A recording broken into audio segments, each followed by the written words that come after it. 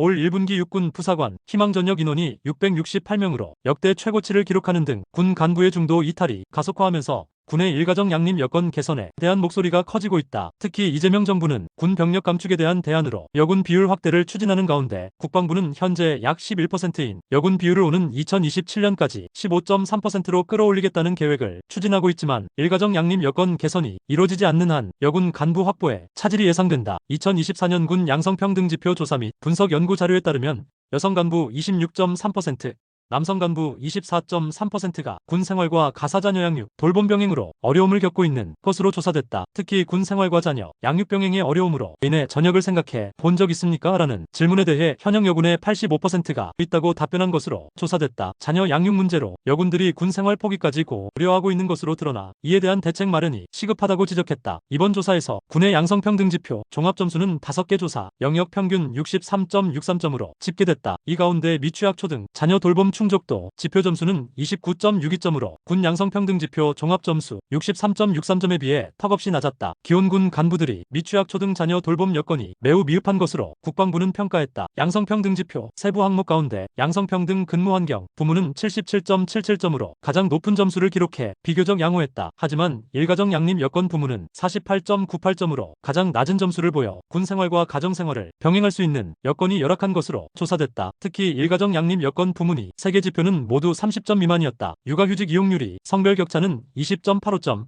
탄력 근무제도 이용률이 성별 격차는 22.39점을 기록했다. 이는 여군과 여군무원의 45.7%가 육아휴직 제도를 이용하는 반면 남군과 남군무원은 9.5%에 그치는 등 군 내 자녀 양육을 위한 제도 이용률이 여성 대비 남성이 극히 낮은 데에 기인하는 것으로 조사됐다. 뿐만 아니라 부대 마이너스 가정생활 병행으로 인해 신체적 정신적 어려움은 여성 간부 20% 내외, 남성 간부는 약 15%가 경험한다고 응답해 군내 여성이 남성보다 일가정 양립의 어려움을 겪고 있는 것으로 확인됐다.